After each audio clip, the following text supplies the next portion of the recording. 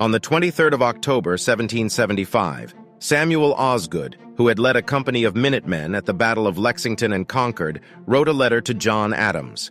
Within the letter, he informed the Massachusetts statesman on the progress of a secret new underwater weapon that the colonists planned to use against the British. Osgood wrote, "The famous Waters machine from Connecticut is every day expected in camp. It must unavoidably be a clumsy business, as its weight is about a ton. I wish it might succeed, and the ships be blown up beyond the attraction of the earth, for it is the only way or chance they have of reaching St. Peter's Gate." Osgood had reason for optimism. Nicknamed the Turtle, the contraption's designers David Bushnell and Isaac Doolittle, a former clockmaker, were pioneers in cutting-edge military technology of the day, and both Yale graduates. Bushnell had successfully demonstrated that gunpowder could be ignited and exploded underwater, and he used this knowledge to design underwater mines and torpedoes. The idea behind the Turtle was not that it would directly attack an enemy vessel, but rather that American maritimers could use it to get close enough to a British ship, undetected, to attach an explosive mine to the hull. The mine, containing around 150 pounds of black powder, would then be detonated with a timer fuse. Successful tests were conducted in the Connecticut River with Bushnell's brother Ezra at the controls in the single-man vessel. The Turtle was propelled through the water by means of a treadle-driven propeller and hand-operated crank, which required considerable effort to use, meaning whoever was piloting the craft had to be physically fit. Visibility came via porthole windows near the top of the craft and in the hatch on top, through which the pilot would enter and exit the craft. This hatch was also the only way that air could get into the Turtle. Because of its limited air capacity, traveling underwater would only be done when absolutely necessary.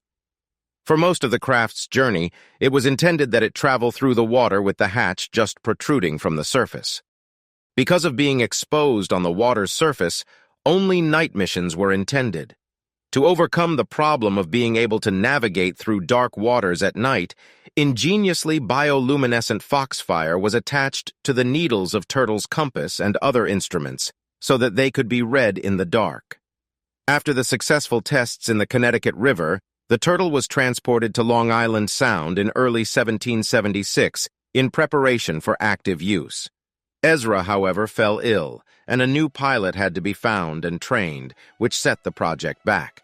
3 candidates were found, and after having moved Turtle to the Hudson River for training, the craft was then towed to New York Harbor to attack the British fleet. The British had abandoned Boston in March 1776, and High Command set its sights on New York. Orders were sent to several fleets to converge at New York that summer. On the 12th of July, 1776, Admiral Howe's fleet arrived at Staten Island. This fleet and other ships preceding them carried the largest British expeditionary force ever assembled. Along with other British ships in the waters of North America, it was also the biggest amphibious assault force in European history. Approximately 48 ships and over 10,000 British troops, including General Sir William Howe, the general in charge of New York.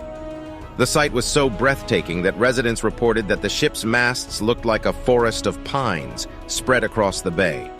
Wading into this forest would be America's first covert underwater weapon, aiming to wreak havoc and destruction. On the 6th of September, 1776, Turtle's first mission got underway. Piloted by Sergeant Ezra Lee, Turtle targeted HMS Eagle, the Royal Navy's flagship in New York Harbor, which was moored off Governor's Island.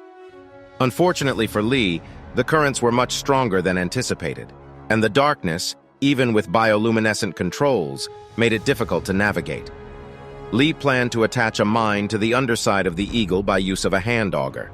However, once Lee was under the ship, his drill hit metal, not wood, as planned, and the explosive would not attach. As dawn approached, he abandoned the mission, and although the Turtle had worked as designed, the mission failed. The Turtle was employed in 2 more missions, both of which also failed, and subsequently the prototype submersible was lost during the Battle of Fort Lee, when the British sank the sloop transporting it. It was America's first underwater weapon of war, and truly point-of-the-spear military technology for the time. The Turtle, however, lives on. A fully functional replica was constructed from Bushnell's designs in the 1970s and is currently on display at the Connecticut River Foundation, although they probably won't let you take it out for a spin.